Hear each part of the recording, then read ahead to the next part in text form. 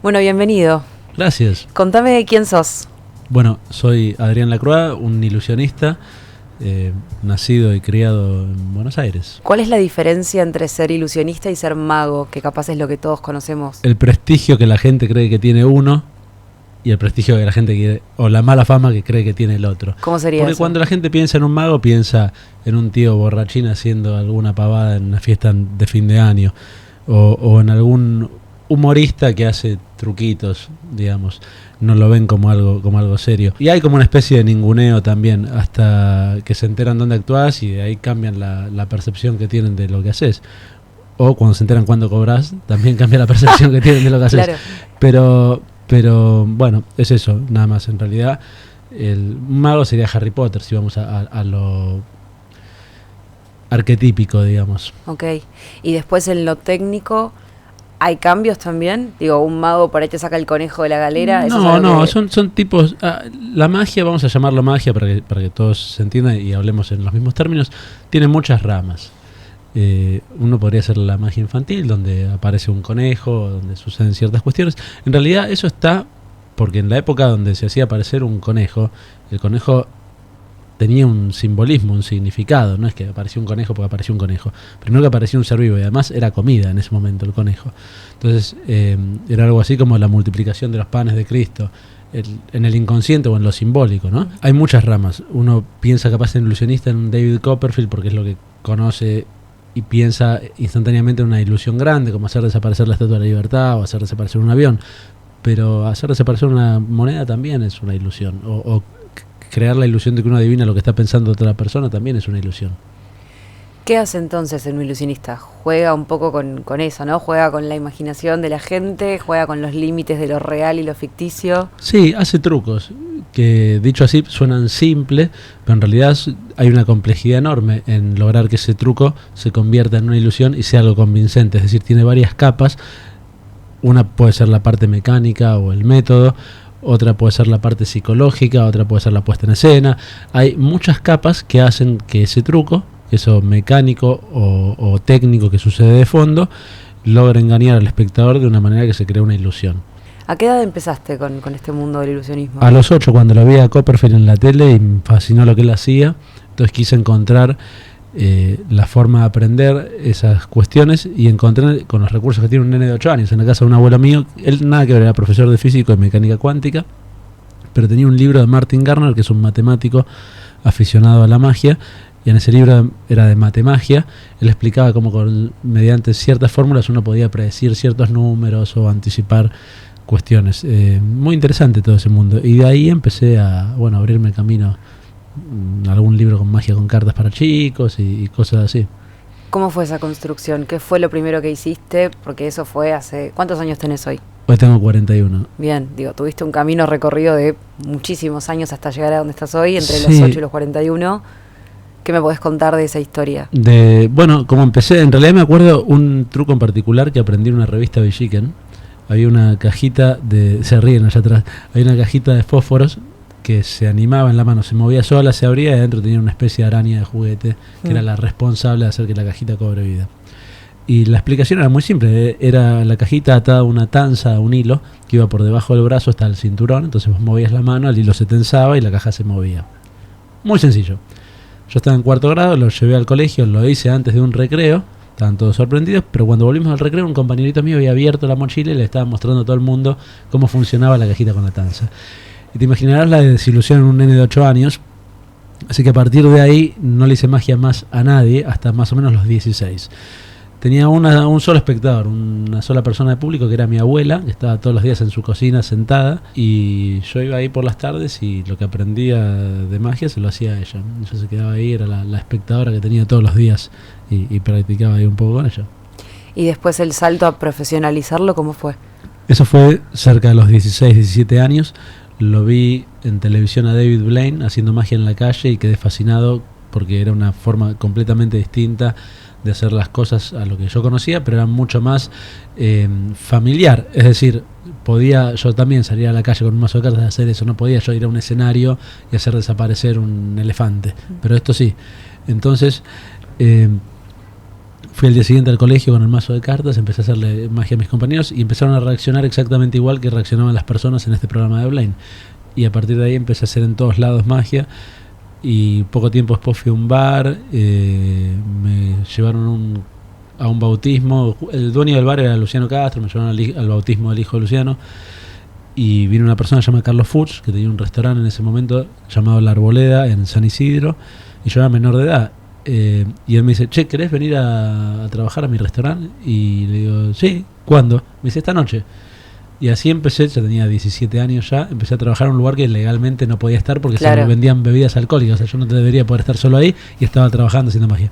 Y así arranqué. Cuando vos decidís meterte en el mundo del ilusionismo, ¿lo haces más por vos y lo que a vos te produce hacer un truco? ¿Lo haces esperando la reacción de la gente? ¿Qué cosa uno no hace por sí? Incluso cuando ayuda al otro lo hace porque uno también siente esa cuestión que hay en dar, ¿no? Estamos manejados por el egoísmo, creo yo, como seres humanos.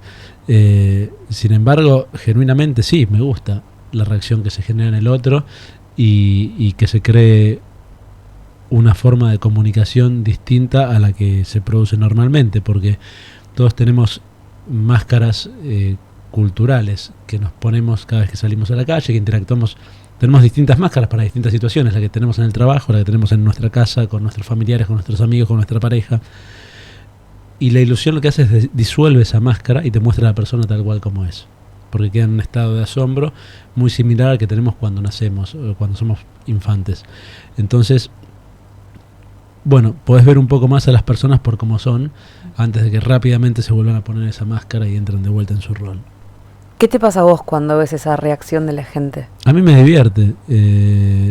Hay reacciones que me divierten más, hay otras que son más estándares, pero también ves las miserias en las personas, porque hay veces que les pone mal no saber cómo es algo, o se ponen desafiantes. Como esto conmigo no funcionó. Bueno, o sea, lo lamento por vos que te perdés de vivenciarlo. Yo no gano nada con que te funcione o no te funcione. Yo entiendo que también durante mucho tiempo la magia fue presentada como un desafío por muchos colegas, como yo puedo hacer esto y vos no. Entonces el público tiene a veces eso de buscar no sentirse engañado, pero no debería ser un engaño como no lo es una película. Cuando vos estás viendo una película, sabes que el personaje está llorando y no se le murió nadie, simplemente está actuando. Y no decís, claro, ay, mirá cómo me quiere hacer creer que se murió Brad Pitt, pero está vivo. Bueno, esto es lo mismo. O sea, si entras en esa pose, te lo estás perdiendo vos. O sea, yo no planteo mi personaje desde un punto donde diga, tengo superpoderes, puedo hacer estas cosas. Si fuese así, sería otro el diálogo. Creo que todos pensamos en la magia como algo anormal o fuera de lo típico o fuera de lo conocido, ¿no? Como decíamos antes, Harry Potter con la varita y la capacidad de hacer cosas que son capaz fuera de lo mundano. ¿Vos creés en esa magia? No creo que nadie tenga un poder genuino de conectar una cuestión que está sucediendo en nuestro entorno, bajarla a la tierra, ¿no? El mago en realidad es eso, es el que conecta el cielo o lo que está en el éter ahí con la tierra y lo manifiesta a través de. No creo que eso exista. Sí existe la experiencia mágica. Sí es mágico de por sí que nosotros estemos vivos y que existamos en este mundo por una cantidad de cuestiones que se fueron desarrollando durante miles y miles o millones de años, y sin embargo todos lo damos por sentado y no nos detenemos a pensar en eso como mágico. Sí, existe ese tipo de magia, pero no la magia de lo esotérico, que todo el mundo es lo primero que piensa. Dentro de tu recorrido vos empezaste siendo un niño y después fuiste complejizando un montón tu performance, digamos. ¿Cómo fue esa transición de trucos capaz más básicos, como este que contabas de la revista Villiquen, a cosas que haces hoy, como hacer que a una persona se le olvide su nombre? Bueno, en realidad es loco porque la magia requiere también de que el performer tenga cierta edad. Es decir, sería raro ver un nene de 12 años que sea un mentalista que pueda adivinar lo que piensa todo el mundo, porque el mentalista se supone que tiene que tener cierta vida vivida, o sea, tiene que haber pasado por ciertas experiencias o tiene que tener cierto bagaje de conocimiento. Entonces, irónicamente, es más creíble el personaje a partir de cierta edad. Eso ayuda a la performance y a lo que uno está comunicando. Después, con respecto a la complejidad, esto es un arte, y como cualquier arte o como cualquier oficio, no se termina nunca, estás toda la vida aprendiendo, y a veces lo que más cuesta aprender es a sacar cosas y a quedarte con lo simple, con lo más básico, porque para mí llegar a eso es lo más difícil. Lo decía René Lavand, el gran ilusionista argentino. También lo decía Miguel Ángel cuando le preguntaron cómo hizo el David. Él dijo, bueno, yo veo la piedra ahí y está el David, le saco lo que sobra nada más, ¿no? Claro. Como si fuese sencillo. En realidad es muy difícil hacer eso, pero creo que por ahí va la cuestión. A veces uno empieza a aprender más técnicas y más cosas y demás, y se la empieza a rebuscar y dice, che, si esto no es tan necesario. Porque hay otra cuestión también, que cuanto más complejo es técnicamente lo que estás haciendo, más difícil es de a la vez estar comunicando, o estar atento a lo que está pasando en la sala, o estar atento a otras cuestiones. Y cuando vos tenés eso más resuelto, más como segunda naturaleza, porque no es tan complicado en la técnica, podés estar mucho más en el lugar y más apto para intercambiar emociones con el público. Cuando vos elegís un truco nuevo para hacer, lo haces, bueno, antes decíamos esto de quién no hace las cosas pensando en uno mismo, ¿no? Y sí, en tu propio desafío, pero también lo haces pensando en cómo va a reaccionar la gente a esto. El cómo va a reaccionar la gente, sí, es una cosa intrínseca en la magia, ¿no? Porque la gente tiene que tener una reacción. Si no hay reacción, pero también un comediante cuenta un chiste y tiene que pensar si la gente, el público, se va a reír o no. Es un medidor de si el chiste está bien, no si el chiste es bueno o no, si el chiste está bien contado o no. Hay algo de eso, pero yo busco cosas que me guste hacer a mí, o que a mí me provocaron algo, o cuando las vi, o cuando pensé el concepto, o cuando visualicé la idea o la estética en cómo se vería, por ejemplo, en un show. Pero sí, igual hay algo que dice Rick Rubin, que para mí es un productor de música, hizo discos con los Peppers y con muchas otras bandas. Tiene un libro que se llama El Acto Creativo, y él dice, que le dice a todos los artistas que trabajan con él, que ellos tienen que hacer la música o el arte que a ellos les guste, no basarse en otra cosa, no estar pensando en el público. El artista primero tiene que hacer por sí mismo, y después eventualmente, si le gusta a los demás, mejor. Cuando practicas esos trucos, ¿te gusta practicarlos a solas? ¿Te gusta tener una pequeña audiencia, como en su momento era tu abuela? Bueno, es muy difícil practicar lo que yo hago hoy en día a solas, porque si tengo que hacer que alguien se olvide el nombre, te imaginarás que no lo puedo hacer conmigo. Pero sería un problemón. Claro, es un problemón. El tipo se autohipnotiza, claro, y queda en esa frecuencia. Bugueado para siempre. Necesito, sí, por lo general, salvo que sea algo visual o técnico, necesito público, sí. Pero igual siempre me gustó practicar. Yo no fui a estar encerrado en mi casa, lo hice también, horas practicando algún movimiento, pero era más de salir y hacer y practicar eso mismo con la gente. Bien. En vivo. ¿Qué pensó tu familia en un primer momento? Que estaba loco. Bien, ok. ¿Había alguien más de tu círculo familiar que se dedicara a esto? Que no, tuviera... en absoluto, nada que ver. No. Y como cualquier persona que dice que se va a dedicar a algo artístico. Ahora estaba viendo anoche la serie de Chespirito, y bueno, te recrean ahí, ¿no? Cuando él le dice a la madre que él va a alargar su trabajo para ser artista, y lo miran como lo mismo, estás loco, o sea, ¿cómo vas a hacer eso? El arte está todo bien como un hobby, pero no para vivir de eso. ¿De qué vas a vivir? Es la pregunta que me hacía mi familia desde que yo era chico. Yo tenía, 14 años, y me decían, ¿pero de qué vas a vivir? Vos pensás que tenés que vivir de algo. Y yo decía, che, a Copperfield no lo veo que viva muy mal, no lo ven posible, no sé, es un sesgo que tiene la gente también, y entiendo que no es fácil, mismo para mí o para cualquier artista, apostar a una idea o a un sueño. La gente no tiene sueños. Vos le preguntás qué quieren para su vida, es irme de vacaciones una semana sin que me rompan los huevos en el laburo, y no hay más que eso. Pero tampoco la idea es aconsejar a que todo el mundo vaya corriendo detrás de lo primero que se le cruza, ¿no? Pero si hay algo genuino que vos sabés que tenés pasión y que lo querés, deberías dedicar tiempo. Si vos te convertís en lo suficientemente bueno en lo que haces, probablemente lo puedas monetizar. Antes hablabas de la estructura que tiene un truco. Decías que hay una parte que es más mecánica, una parte como de performance. ¿Cómo se arma? ¿Cómo es el detrás de escena de lo que puedas contar, obviamente, ¿no? Sin desarmar nada, pero cómo se estructura eso y cómo vos desarrollás ese proceso hasta decir, bueno, este es un buen truco, estoy para presentarlo.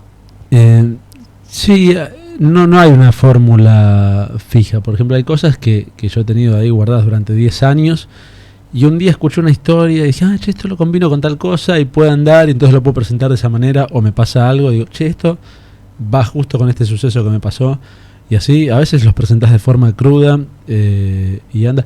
Te puedo explicar capaz el proceso más personal que hice, que fue en la pandemia, que tenía que reestructurar lo que estaba haciendo porque cambiaba la forma de comunicación, que era a través de una pantalla.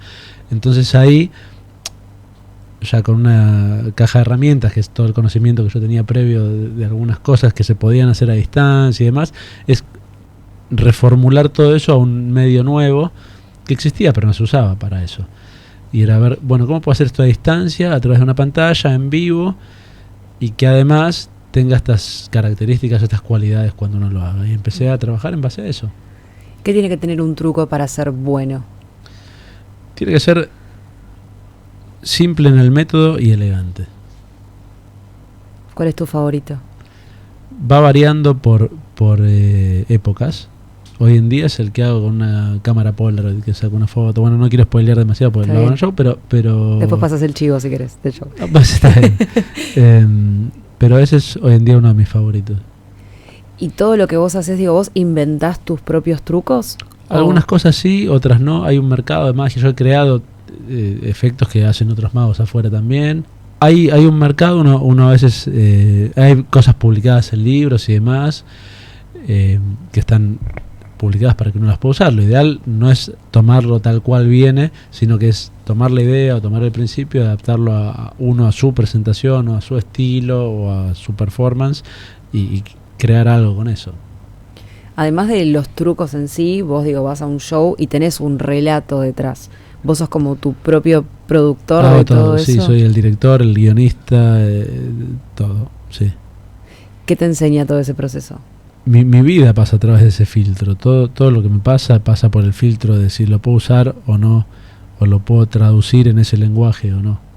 O sea que vos ves tu vida ya con ojos de ilusionista, digamos. ¿Te cuesta sacar el chip? Me cuesta no ver el detrás de las cosas, sí, eso me pasa.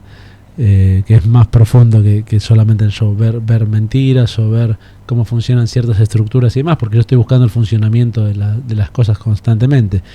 De hecho, trato de entender cómo funcionamos nosotros como seres humanos, cómo funciona nuestra cabeza, por qué va para ciertos lugares en ciertos momentos o qué cosas activan ciertas respuestas, que como artista lo uso y como ser humano lo usamos todo el tiempo también, ¿no? Claro. De hecho, mira, estuve leyendo mucho sobre filosofía y psicología y demás,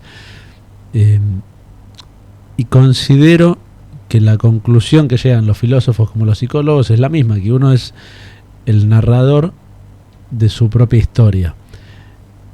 ¿Y por qué es relevante eso? Porque todo lo que vos crees en tu vida, todas tus emociones, todas tus certezas, todas tus dudas pasan en base a esa historia que vos te vas contando. ¿Cuál es el problema? Que la mayoría de los seres humanos no tienen ni la más mínima noción de cómo funciona una narrativa o una historia. Y si vos no entendés qué rol tiene cada protagonista en las historias o qué rol tiene cada suceso en una historia aún mayor, entonces lo que te estás contando de tu vida probablemente sea un desastre. Y lo hacemos todo el tiempo. Nadie conoce de narrativa, entonces lo que nos contamos de nosotros mismos y el mundo que nos rodea, por lo general está muy limitado sin esa visión. Y cuando vos guionás un espectáculo, ¿lo llevas de menos a más? ¿Te gusta arrancar con algo más fuerte? ¿Te gusta interactuar más con el público? ¿Vos decís en nivel de impacto? Sí. No, empiezo tranquilo, me gusta que las expectativas estén bajas. Un poco para los escépticos también, ¿no? Me gusta bajar la expectativa, como, bueno, vamos a hacer esto, y que la gente diga, a ver qué onda. Y en realidad hay una regla, dice que vos tenés que salir con todo, tipo arrancar con lo más fuerte y terminar también con lo más fuerte. Eso es una regla del mundo artístico en líneas generales, ¿no? Y yo lo entiendo. Pero, bueno, me gusta jugar un poco con eso. Además de profesionalizar el mundo del ilusionismo, los trucos, ¿te has formado en otras especializaciones? Por ejemplo, ¿has aprendido teatro o guión o cosas? No oficialmente. He leído libros de guión, he leído libros de cuestiones afines al arte que yo practico, pero no he estudiado, digamos, profesionalmente o seriamente, seriamente sí, pues me lo tomo con seriedad, pero bajo los estándares que alguien consideraría serio, no lo ha sido. Pero sí, trato de tomar herramientas e involucrarlas en lo que hago. Antes decías que tu familia al principio medio como que dijo, che, este pibe va a hacer un tiro al aire. Sí. ¿En qué momento empezaron a tomarte un poco más en serio y dijeron, va de verdad, es bueno en lo que hace? Capaz con lo que pasó en los últimos años, cuando me llamó Copperfield y demás para que le haga un show a él y a su familia, y otros más me reconocieron también en la pandemia.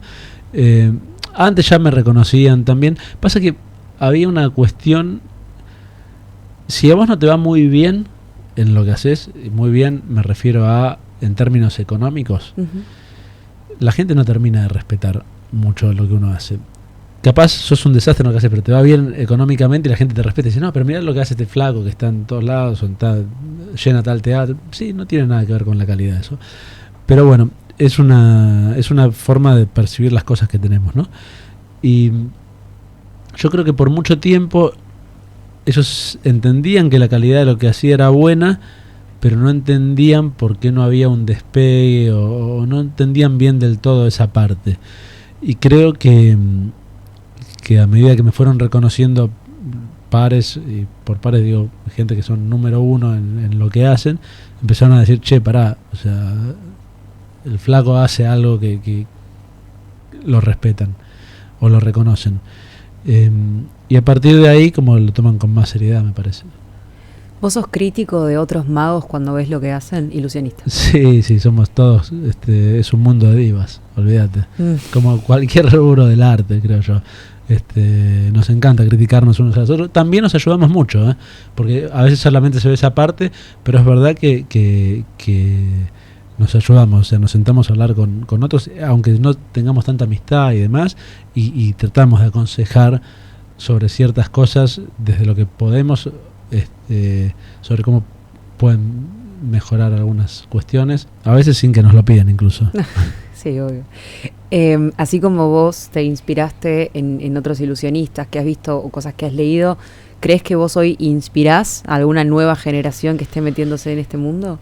Bueno, es algo que me estoy empezando a plantear un poco más en serio ahora, porque yo no me percibo de esa manera. O sea, yo vivo en mi burbuja y hago lo que hago y punto. Un poco estoy ajeno a lo que eso genera. Pero empiezo a darme cuenta de que hay que ser consciente también desde dónde uno comunica, desde dónde uno hace las cosas o con qué seriedad las muestra, porque es verdad que puede haber un niño viendo el show en el teatro o en un streaming o en lo que sea, lo que uno hace, y eso le despierte también ganas de dedicarse a esto, y eso está buenísimo. Volviendo un poco al principio de la conversación, cuando contabas lo de la caja de fósforos, sí, y el momento en el que a vos te exponen, ¿cómo manejás una situación en la que tal vez un truco no sale como vos esperabas? Por lo pronto eso, una situación en la que un truco no sale. Bueno, ha pasado el show, ha pasado de forma hasta grave con accidentes y demás. No pasa nada. Lo paro ahí y explico lo que está pasando. No es una operación a corazón abierto, no soy un médico, no hay ninguna cuestión en juego. El público perdona los errores, pero no perdona el aburrimiento, decía René. Mientras eso esté bien, como decía Toussaint, puede fallar. Sobre todo cuando haces cosas reales. Yo hago cosas que en el show, por más de ser un ilusionista, que son de verdad, y pueden salir mal. Eso implica incluso mal físicamente para vos. Mal físicamente para mí, y sí, también. Sí. Haces un par de trucos que incluyen tu cuerpo, como el de Lilo, que a mí me da mucha impresión, te dije hoy no lo traigas. Ahí vos, con ese o con el que te clavas, creo que es una aguja acá en la mano. Sí. ¿Sentís cosas? O sea, ¿te está pasando algo? No en el show ahora me meto un cuchillo por la nariz. Ah, perfecto. Bueno, vi el del clavo en la nariz también. El clavo en la nariz, sí, con un cuchillo con sierra y con filo. Muy bueno. Niños, si están viendo, no lo intenten en sus casas. No, nadie, y los adultos tampoco. Adultos tampoco. Sobre todo adultos, tal vez. Vos sabés que yo nunca aclaro esto. Y lo hago y doy por sentado que los pibes no son boludos.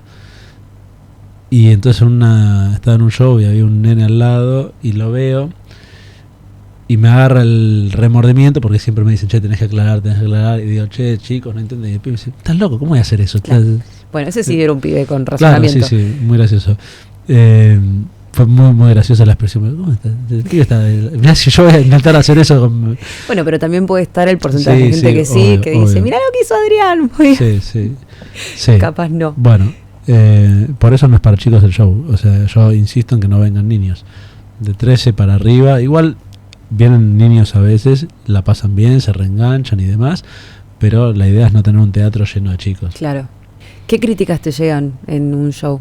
Digo, así como contabas de uno que te dice, no, esto conmigo no funciona. No sé, no me suelen llegar tantas críticas. La gente tampoco... Cuando yo trato de preguntarle a las personas cuando lo vieron o cuando salgo a saludar, que muchas veces después del show salgo y saludo a la gente, les pregunto qué fue lo que más les gustó o si hubo algo que no les gustó, y no te van a decir, nunca te dicen si hubo algo que no les gustó. Entonces tenés que cambiar la forma de entrar. Es, che, si el show estuviese largo y tengo que sacar una cosa, ¿qué sacarías? Entonces ahí te vas enterando un poco qué fue lo que menos les impactó y demás, pero requiere un análisis más profundo. ¿Hay una palabra de alguien de tu entorno a quien vos siempre le des bola cuando te da una devolución? Podría haber sido tu abuela cuando eras chico, por ejemplo, pero... No, yo escucho a todo el mundo y me quedo pensando, por más que en el momento hasta lo desestime, de todas formas yo me lo quedo pensando y me lo planteo. Si al tiempo me sigue resonando eso y creo que hay algo que ver ahí, lo veo. Y si no, lo descarto. ¿Todo el tiempo estás aprendiendo trucos nuevos? No sé si trucos nuevos, pero todo el tiempo estoy pensando en términos de las cosas que hago. ¿En qué estás trabajando ahora? Bueno, ahora estoy retocando el show Nomad, que lo creé en el 2002, en el 2022. Estoy haciendo ajustes a eso, ahora voy a tener la chance de hacer el show de forma continua en el ND.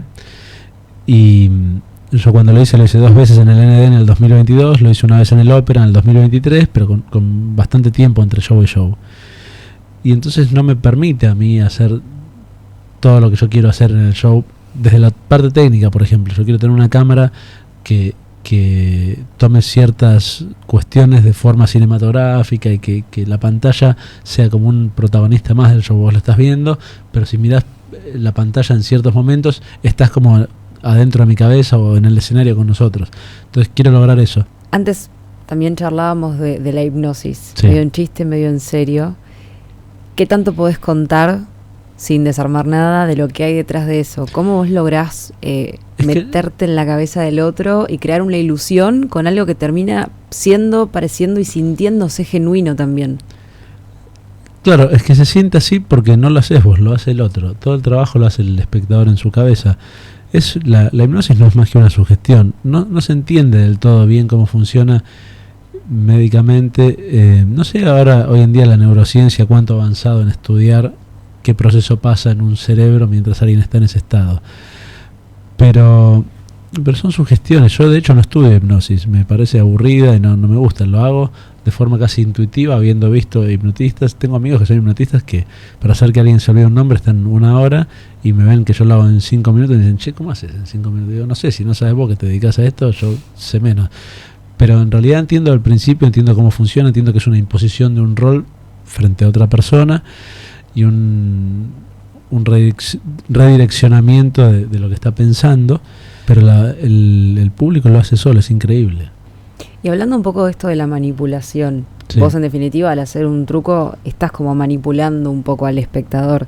¿Te genera culpas por momentos o lo disfrutás 100%? Yo no siento que manipule a nadie, porque lo que hago está dentro de un contexto del entretenimiento.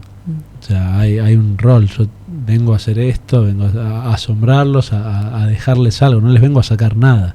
O sea, yo no estoy estafando a la gente pretendiendo tener un poder o vendiéndoles que les voy a adivinar algo. Hago un show de magia, son trucos, lo digo abiertamente todo el tiempo. Y aún así tengo el desafío. Es muy gracioso porque si vos vas a ver a un adivino, le crees todo y me venís a ver a mí que yo te digo, che, te estoy mintiendo, es un truco. No importa cuál es el truco, claro. Es un truco. Y me dice, no, pero yo, sí, o sea. ¿Te preguntan cómo lo haces? Sí, hay personas que me preguntan cómo lo hago. Ayer hice una videollamada con una amiga que está en Córdoba y le hice magia. Y dice, decime uno. Si me decís uno, yo me quedo tranquila. Si quieres hacer uno solo. Y yo, no te voy a decir ninguno. Chao.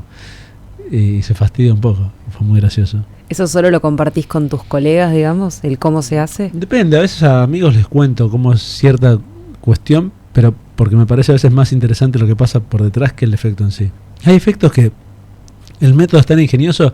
El efecto capaz no es bueno, pero el método es muy ingenioso y compartir eso para mostrar un pensamiento lateral está interesante a veces. ¿Y de qué cosas de la diaria te llevas ideas para pensar en un truco nuevo? Bueno, lo del clavo en la nariz surge de un accidente que hubo en el show, de ese accidente que mencioné antes, que yo hacía algo con un clavo y un espectador sin querer se cortó y dije, esto no puede pasar nunca más. Y entonces en vez de hacerlo con otro, lo hago directamente conmigo, de una forma muy explícita y violenta incluso. Sí, lo he visto.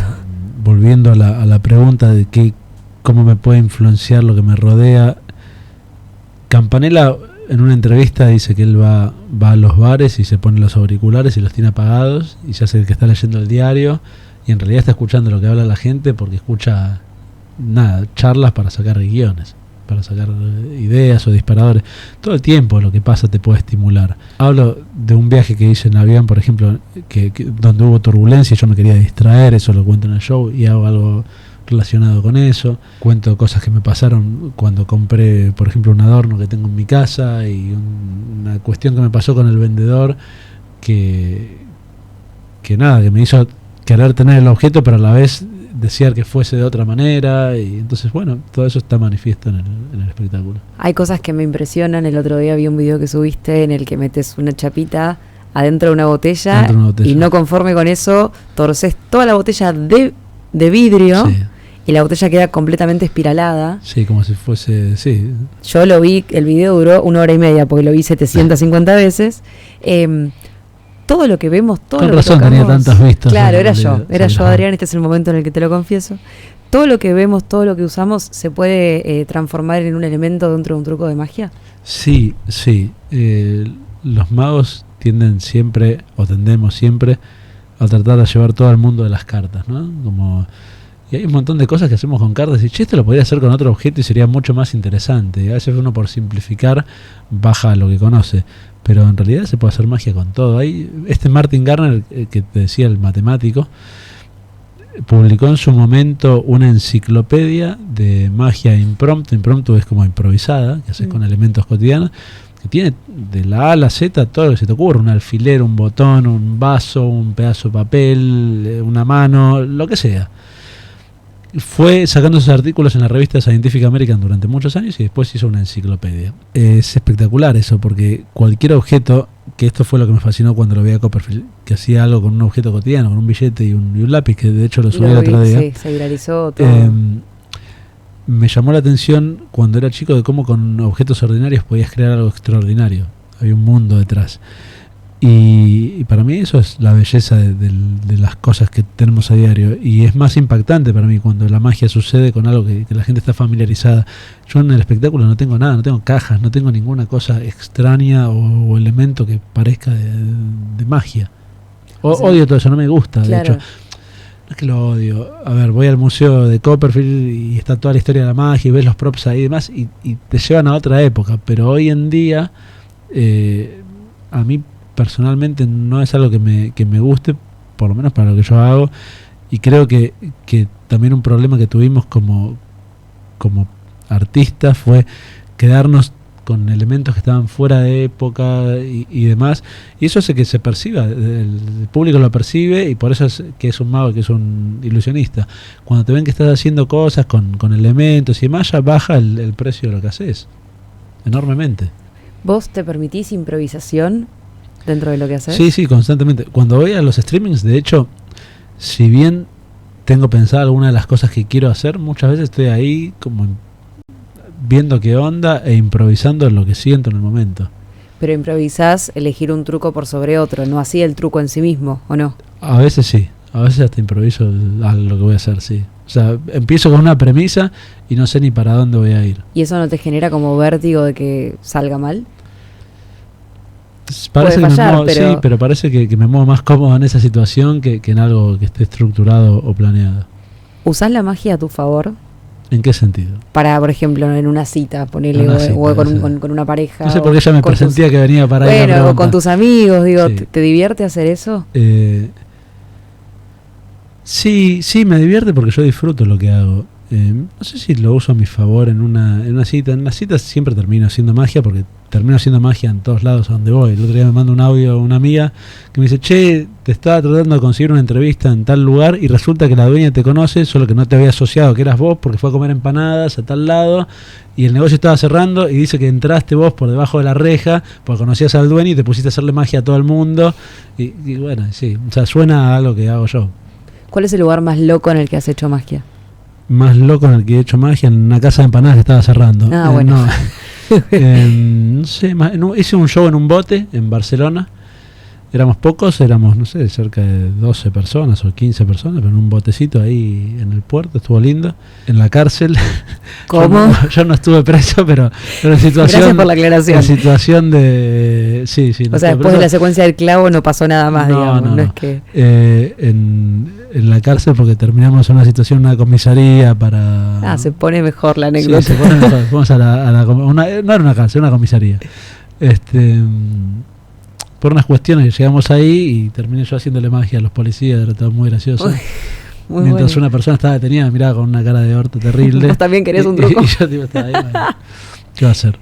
Hago todo el tiempo en todos lados y es importante eso. La gente a veces no se da cuenta. Yo les estoy dando lo que más quiero en mi vida y sin embargo es difícil que la gente lo note o lo perciba. Hace poco estaba con Seba de Caro, que es un amigo, fuimos a un cumpleaños y yo me puse a hacer magia ahí en un patio de una casa y vino un flaco que acababa de llegar al país y dice, claro, toda esta gente no se está dando cuenta, por ver esto en Nueva York habría que pagar una entrada de mínimo $200 y lo están viendo todos acá gratis y no están cayendo en cuenta de lo que está sucediendo. Y yo no digo que todo el mundo tiene que apreciarlo de esa manera, pero es verdad lo que dice el flaco. Si vos lo vieses esto en otro contexto, tendrías que pagar mucho dinero para verlo. Entonces, a veces, yo creo que mi trabajo, o lo que quiero lograr con mi trabajo, es que la gente respete el rubro. O sea, llevarlo de vuelta como está pasando ahora y como dice los años anteriores al mainstream, a teatros grandes como el Ópera, como el ND, hace poco hice la Trastienda, bueno, espacios. La Trastienda hacía 15 años que no se hacía un show de teatro. El mío fue el único que hubo en estos últimos 15 años. Entonces, bueno, colonizar esos espacios y demostrar que se llenan, que la gente hace una cuadra o dos de cola para ir a un show de magia, cosa que antes no sucedía. ¿Hay algún truco que quieras hacer que todavía no pudiste? No sé si un truco en sí, estoy tratando de crear un par de shows y todavía no tengo muy bien definido la estructura de lo que va a pasar. Quiero hacer que una persona sienta que fue abducida por una nave espacial. Esa es una parte del próximo show de Alien, que un espectador, así como ahora se olvidan el nombre, bueno, sienta que fue abducido por un extraterrestre. Y ahí también entran herramientas de la hipnosis. Sí, obviamente. Eso es lo que va a pasar. ¿Y cómo vas a trabajar para hacer eso? Digo, ¿vas a hablar con algún especialista en algo o hacer todo mentalismo tuyo? No. Si necesito algo muy específico, voy a buscar a la persona que sea la mejor en el rubro y a trabajarlo con él. Hoy consultás con, bueno, antes hablábamos de esto de la crítica entre otros colegas. Vos, No tengo yo consultores. Todos los magos afuera tienen. Cuando vos vas a ver un show de magia del que sea, tienen sus consultores. Yo trabajo todo por mi cuenta, lo cual no quita que en un futuro lo empiece a cambiar, pero por el momento lo hago todo yo. ¿Ves muy distinta la magia acá en Argentina y en otros países? Hoy está todo globalizado, no sé si es tan distinta. Lo que pasa es que uno no está ajeno a cuestiones culturales. Yo siento que acá, particularmente en Argentina, como sociedad estamos muy arraigados a cosas del pasado, que no lo voy a poner en valores de si está bien o no, pero siento que eso a veces influye en el arte o en nuestras cuestiones, en no avanzar. En, hay que hacer esto porque es como se hacía, o porque es lo que era, o porque... bueno, está bien, se hacía en una época, no sé si hoy debería ser de la misma forma, capaz estaría interesante pensar con las herramientas que hay o con las opciones que hay, cómo hacerlo hoy, ¿no? O cómo comunicarlo hoy. Un poco hablando de esto de la tecnología y las pantallas, ¿cómo ves vos el futuro de la magia con un ChatGPT que te explica absolutamente todo? Bueno, yo no consumo el ChatGPT, no consumo nada de todo eso, no me interesa, pero amén de eso, el otro día estaba en una cena y un arquitecto se quiso hacer el vivo y yo le dije, a vos te va a reemplazar una máquina. Me dice, no, pero los obreros no lo pueden. Sí, los obreros van a ser robots. O sea, en cambio lo mío, que conecta al ser humano con su raíz, porque el ser humano tiene desde que existe la necesidad de encontrar la magia en el mundo que la rodea, va a seguir necesitando asombrarse cada vez más, te diría, y con cosas cada vez más simples que lo conecten con el entorno. Además de esto que estás mencionando, veo un futuro muy muy prometedor, como verás. La pregunta también iba por el lado de, digo, ¿te gusta hacer trucos difícilmente googleables? ¿Tratás como de esquivar a la respuesta fácil de cómo se hace?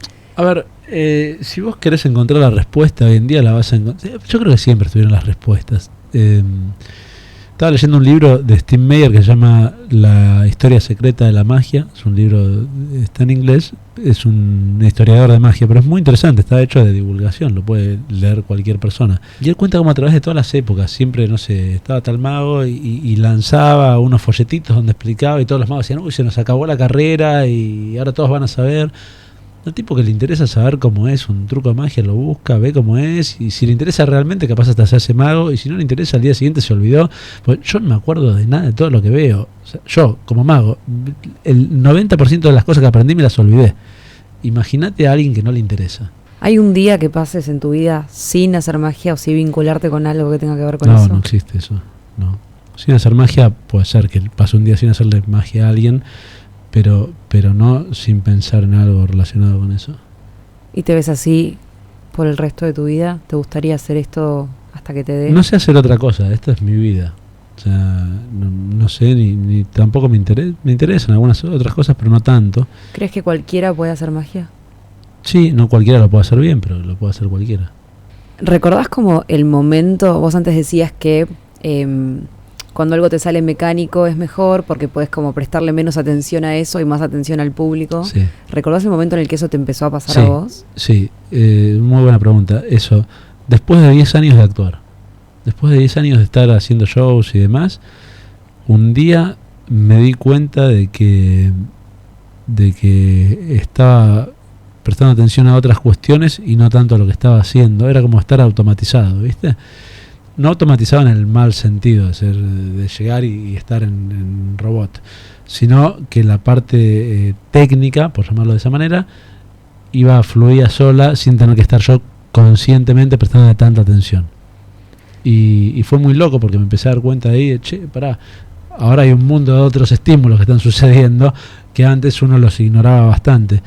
Y bueno, sí, ahí se abrió otro mundo. ¿Y ahí también empezaste como a dialogar más con el público en los shows? Sí, claro. Sí. El público sabe. O sea, cuando hago teatros, incluso teatros grandes, yo exijo que haya luz en la sala. No que esté completamente iluminada, pero yo necesito ver a la gente. Los necesito ver, no puedo estar en oscuridad y no saber qué es lo que pasa. Quiero ver hasta donde llegue, con la iluminación, lo más que pueda. El público sabe que los estoy viendo porque les comento cosas que están pasando todo el tiempo. Y es muy interesante eso. Pero además es mi feedback. Yo necesito entender qué está pasando del otro lado.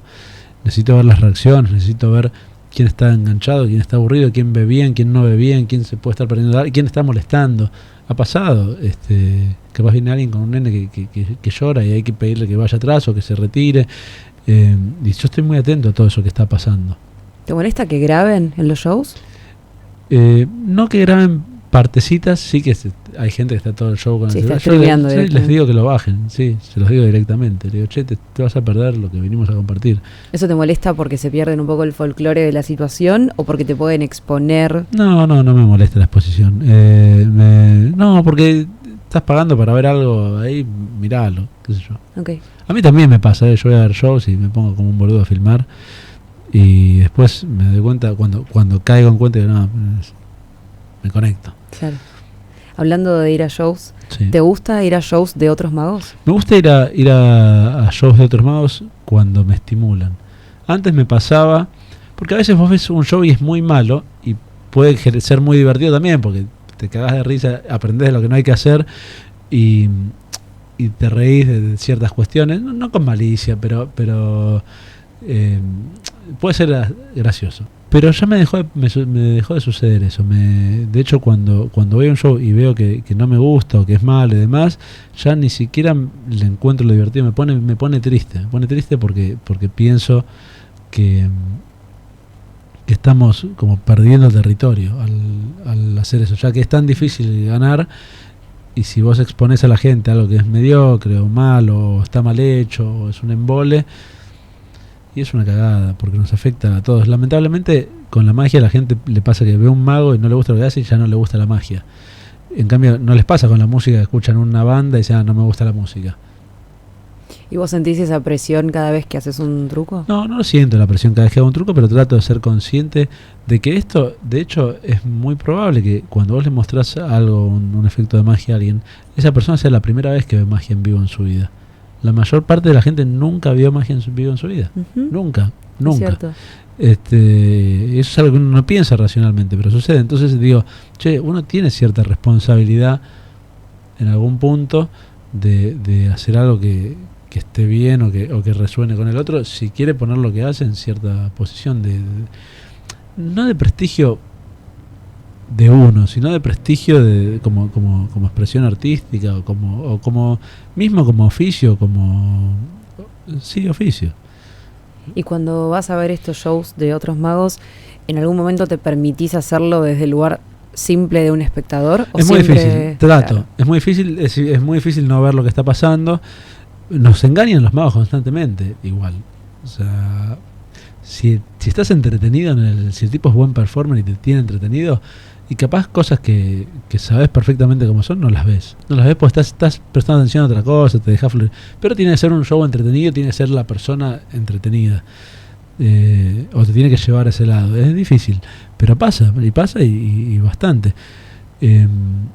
Yo cuando viajo trato de verlo, la mayor cantidad de shows que puedo, o juntarme con colegas que yo admiro y intercambiar ideas, conceptos, cosas. ¿Qué se siente cuando un colega al que vos admirás de golpe también te admira a vos? Y es loco, eso es medio surrealista, sobre todo cuando estamos hablando de gente que yo crecí viendo en la tele y aprendiendo de ellos. Me acuerdo que una vez le comenté a Copperfield un concepto que de algo que estaba haciendo, y él me dice, esto es muy innovador, nunca lo había escuchado de esa manera. Yo digo, pero yo lo aprendí de vos esto. Entonces le conté algo que él había hecho cuando vino acá a la Argentina en un show, de otra manera, ¿no? Pero el concepto era el mismo, y el tipo se quedó como, es verdad, o sea, nunca lo había pensado eso de Claro. esa manera. Y Cuando eras chico, ¿cuál era tu sueño? desde que tengo uso de razón, fue ser mago, ser ilusionista, sí, hacer esto. ¿Y en ese sueño entraba, por ejemplo, esta conversación que llegaste a tener? No, eso no me lo imaginé nunca, no. De hecho, nunca pensé en nada grandilocuente, no es que me imaginaba, voy a hacer un Copperfield y voy a hacer espectáculos masivos. Yo simplemente no tenía un fin, quería hacer magia. Pasa que la magia me da mucho más de lo que uno se puede imaginar. Me ha permitido estar con gente que admiro, conocer a casi todas las personas que admiro. Me ha permitido viajar por el mundo. Un mazo de cartas fue un pasaporte para mí por el mundo. Vos me sacás de acá ahora y me tirás en cualquier parte del globo terráqueo y probablemente pueda conseguir techo y comida solamente con lo que hago. ¿Te ha tocado público extranjero que capaz habla otro idioma completamente no aún pasa así? nada. Sí, la magia es un idioma universal. ¿Hay algo que la magia no te haya dado todavía? No sé, sería injusto. Ya me dio más de lo que podía pedir. Hermoso. Bueno, a ver. Quiero ser víctima de un truco de magia. Okay. ¿Se puede? Se puede, algo podemos probar. Bueno. Mira, voy a hacer algo sencillo, ¿ves? Todas las cartas diferentes, ¿verdad? Uh-huh.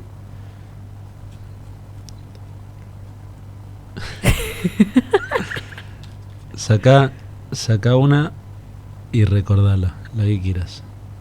Si querés, puedes mostrarla ahí en cámara. La voy a mostrar a la cámara. Vos no, ahí No se ve miro, la... no miro. ¿Seguro? Sí, no hagas sí. trampa, No. ¿Está bien? Bien. De hecho, te voy a ponerla de vuelta ahí en el medio. Dale. Te voy a enseñar más o menos cómo funciona esto, una parte. ¿Sí? Ok. Por ejemplo, yo no puedo saber qué carta es. Lo que puedo saber más o menos es por dónde la acabamos de meter de vuelta en el mazo. ¿Está bien? Una estimación, obvio. Sí, Entonces, si yo corto, por ejemplo, acá, ¿tenés esto vos en tu mano ahí? sí. No, sí. Sí, relajada. Estoy re No nerviosa. te digo que es esta, o sea, yo corté, no te digo que es esta la carta, pero estoy seguro que entre estas 5 debería estar. ¿Está bien? Entonces yo te las voy a mostrar, no digas nada, cuando yo termine de mostrártelas me decís simplemente si estaba o no estaba. Bien. ¿Sí? Ok. Entonces yo diría, puede ser o el 3 de tréboles, o el 7 de diamantes, o el 10 de tréboles, o el 2 de corazones, o el 4 de tréboles. ¿Es una de esas cartas? Sí. ¿Sí? Esa es la parte fácil. Tenemos 1, 2, 3, 4, 5, una de estas 5, y yo diría que no es roja, es una carta negra, Sí. es el 10 de tréboles, ¿es así? Sí. Esa es la parte fácil. La parte difícil es agarrar la carta, ¿sí? Agarrar ahí y que se vaya. ¿Cómo? Ya quedan 1, 2, 3 y 4 y no hay 10 de tréboles. ¿Qué? ¿Qué acaba de pasar? ¿Sentiste algo ahí? No. Vos lo tuviste todo el tiempo firme, ¿no? Sí. ¿Sí? Haz una cosa, tenés las cartas así boca abajo como las tenés. Creo que me va a dar algo. No, y pasarlas así de una mano a la otra. Ok. ¿Sí? Dale, con ganas. Rápido, sí.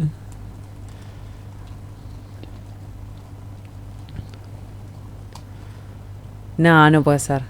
¿Tu 10 de tréboles? No, no puede ser.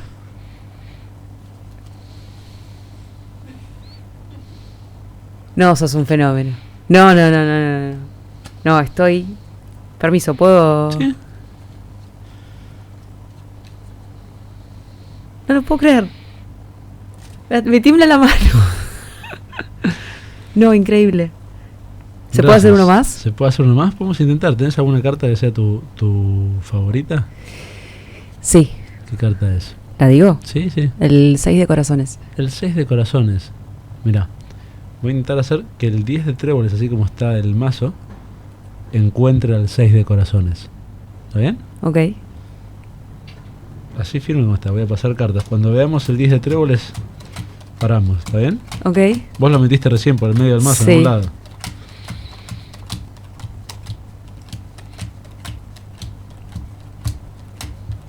¿10 de tréboles? Sí. ¿Sí? Y tienen que encontrar el 6 de corazones. 6 de corazones. No, ¿Sí? no, no, no, no. Momento shock total. No, increíble. Increíble. ¿Cómo puede ser? Es raro.